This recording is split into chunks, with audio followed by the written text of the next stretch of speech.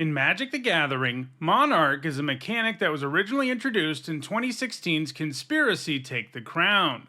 Monarch is a status that a player can have, and it starts to be tracked when a player plays a card that says you become the Monarch. It's a powerful status to possess because it lets you draw a card at the beginning of your instep. However, you can lose your status as the Monarch when a creature deals combat damage to you, at which point the player who controlled that creature becomes the Monarch. Since appearing in Conspiracy Take the Crown, a set intended for draft games with more than 2 players, it's appeared in other sets with a multiplayer focus like Commander sets, but the mechanic has proven to be good in 60-card formats too.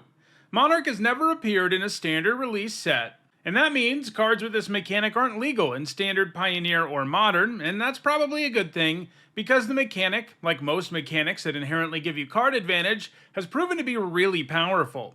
Of the 44 cards that can make you the Monarch, 21 of them have at least one top 8 at a major Magic event, and in this video we'll look at the 10 that have left the biggest impact on competitive Magic the Gathering.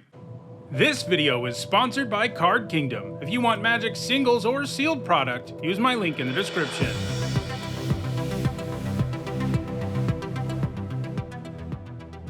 Before we get started, here's a quick reminder on how I rank cards in these videos. A first tier top 8 is worth 2 points. This includes events like Pro Tours, and a second tier top 8 is worth 1 point. This includes events like Regional Championships. At number 10, it's Queen Marchesa, one of the main characters in the Conspiracy Take the Crown story, and eventually the individual who actually takes the crown. It's fitting she would end up on this list, although I have a feeling she'd be pretty disappointed about her placement. For one generic, a red, a white, and a black, she's a 3/3 with Death Touch and Haste, and when she enters the battlefield, you become the Monarch. At the beginning of your upkeep, if an opponent is the Monarch, you put a 1/1 black assassin creature token with Death Touch and Haste on the battlefield. As with all the cards in this list, Queen Marchesa will generally grant you a 2-for-1 right away because of your Monarch status. And should you ever lose your status as the Monarch, she still gives you a pretty amazing payoff, one that is likely to help you become the Monarch again, since she'll give you a 1/1 assassin with Death Touch and Haste during that upkeep. If you send that creature at your opponent, they can't just ignore it and let it through most of the time, since you'll not only end up getting your 1/1 that turn, you'll also end up drawing a card.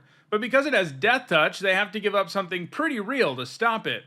She's been played on and off in Legacy over the years, usually in mid-range, value-oriented decks, where she can really let you outcard your opponents. She can be particularly nasty against opponents who don't really run a whole lot of their own creatures, as you'll be the Monarch forever most of the time, in which case she represents a legit threat that also gives you insane card advantage. However, she hasn't put up any top 8 since 2021, and if we see this mechanic return in the future, which is likely, she's probably going to lose her spot on this list.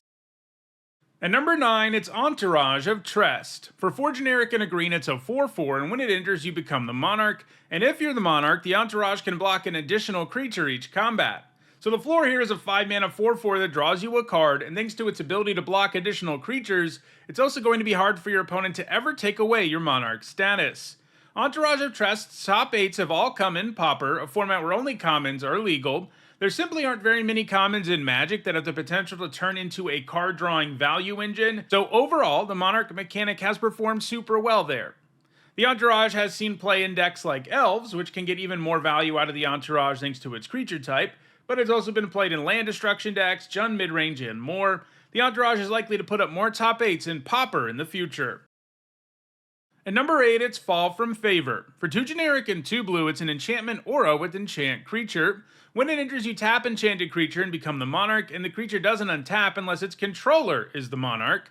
Adding a body to the board and becoming the Monarch is great, of course, but becoming the Monarch off of a removal spell is also pretty good. The downside here is your opponent might be able to eventually untap their creature, but because this triggers at the upkeep, your opponent has to maintain their Monarch status for 2 turns before the creature will ever untap, and that's pretty challenging, especially because, their best creature is tapped down. Fall from Favor used to be played in Legacy Delver decks, which loved all the value it could generate, but it was even more active in Pauper, where it actually made mid-range and control decks way too good. Aggro decks in the format just couldn't compete with a card that was both a removal spell and a value engine. In other words, the format warped entirely around Fall from Favor, and as often happens when a card warps a format, Fall from Favor got banned in Pauper just a few months after being released, and it remains banned in Pauper today. Right now, it doesn't have any home in any 60 card format, but it's not entirely impossible that it puts up another top 8 in Legacy in the future. At number 7, it's Court of Cunning. For 1 generic and 2 blue, it's an enchantment that makes you the Monarch when it enters, and at the beginning of your upkeep, any number of players each mill 2 cards, but if you're the Monarch, each of those players mills 10 cards instead. Milling 10 cards in a turn is no joke, and this card has the potential to do that while also drawing you an extra card every turn. If you get multiple Courts of Cunnings in play, things can get particularly insane. While you can use this to go after your opponent, it's also a very potent way to load your own graveyard for value. In fact, that's the primary way the court has been used in 60 card formats. In Legacy, it's been used to help up very early, very massive Murktide Regents, and to help set up Reanimator decks, and in Vintage, it's been used as a way to set up Underworld Breach, as you can do a whole lot with 10 cards in your graveyard alongside that powerful enchantment. However, Court of Cunning is another Monarch card that is currently inactive, with its last top 8 coming in 2024. At number 6, it's Azure Fleet Admiral. For 3 generic and a blue, it's a 3/3 that makes you the Monarch when it enters, and it can't be blocked by creatures the Monarch controls.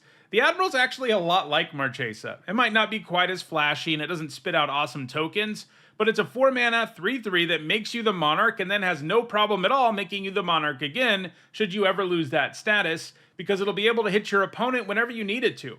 It's seen a little bit of play in Legacy mono blue prison decks that look to use back to basics to lock the opponent out of the game. The Admiral can be a win condition and, of course, a value engine, just like most Monarch creatures. However, most of its points have come in pauper blue-red tempo decks, and it's going to continue to put up top 8s in that format going forward. At number 5, it's Palace Sentinels, and it's pretty simple. It's 3 generic and a white for a 2/4 that makes you the Monarch when it enters.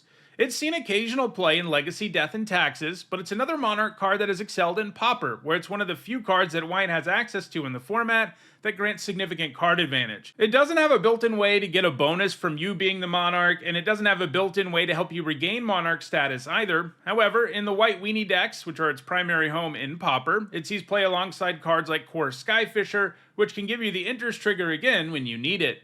Palace Sentinels is still putting up top 8s in Pauper right now.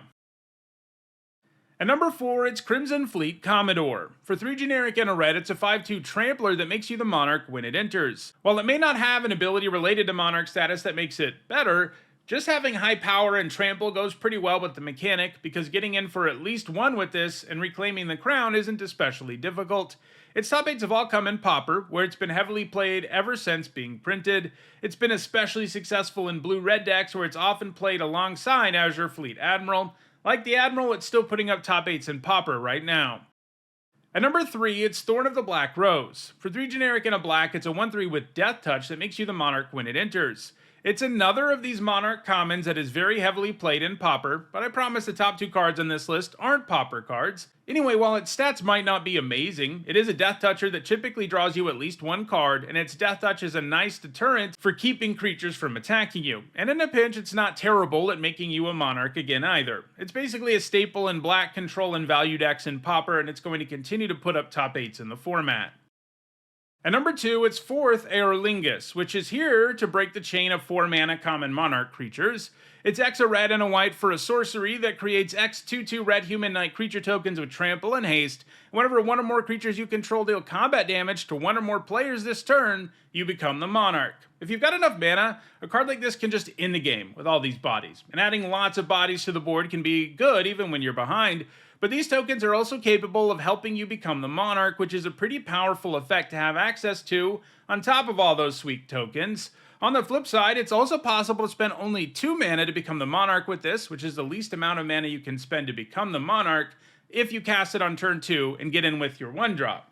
All of that makes it sort of a modal card, one that can be a value play or one that can be a win condition, and this has led to it being a significant card in both Legacy and Vintage, and makes it one that can see play in different kinds of decks. In Legacy, you're just as likely to see it in control decks as you are in stompy decks. In Vintage, it's primarily featured in paradoxical outcome decks. This is a deck that uses that spell to draw a ton of cards by returning permanents to your hand, especially 0 mana artifacts or other artifacts that can net you mana like Mana Vault. When you chain all of your outcomes together, you end up bouncing these mana-producing permanents a bunch and drawing lots of cards while producing more mana, which can eventually allow you to turn 4th Eorlingas into a win condition, but the card's flexibility means that if you get it when you can't combo off, it's still a reasonable card. 4th Eorlingas is still seeing a lot of play in both Legacy and Vintage, and it has a very real shot at one day being the #1 card on the list. For now though, that card is Palace Jailer. For 2 generic and 2 white, it's a 2/2 that makes you the Monarch when it enters, and also exiles target creature an opponent controls until an opponent becomes the Monarch. So far, I've mentioned that creatures that make you the Monarch are really strong because of the 2-for-1 they can give you, and we've also seen removal that makes you the Monarch be really good too.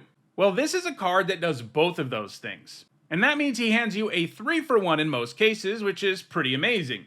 He's also better in a lot of ways than your typical Banisher Priest type creature, which exiles something when it enters, but gives the creature back later when it leaves the battlefield. Even if the Jailer dies, your opponent doesn't necessarily get their creature back. The only way they can is if they become the Monarch, and the fact you exiled their best creature is sure to make that a heck of a lot harder for them. Since being printed, it's been a heavily played card in Legacy, with Death and Taxes its most frequent home. That's a creature-based deck that is also highly disruptive. There are a few things going on in these decks that make the Jailer even better. First, there's Recruiter of the Guard, which lets you tutor up a creature with power 2 or less. Being able to grab the Palace Jailer whenever it's at its best is extra good. There's also Flicker Wisp, which can be used to exile additional creatures with the same Palace Jailer. Lastly, there's Aether Vial, which can let you put Palace Jailer into play at instant speed. It also sees occasional play in the similar Vintage Hate Bear deck. While the Jailer has a great track record in the Eternal formats and is still putting up top 8s in 2025, right now 4th Eorlingas is seeing even more play, and if that keeps up, it's sure to pass Palace Jailer. One thing's for sure though, they are the 2 best Monarch cards ever printed. So, those are Magic's top 10 Monarch cards. Do you want to wear a crown? If so, check out the description where you can find a direct Card Kingdom link for each card that appeared in the video. If you want to make sure you catch future videos, don't forget to subscribe and turn on notifications. And if you want to catch up on past MTG top 10s, including many more that look at specific mechanics, you should see a playlist on your screen shortly. Thanks for watching.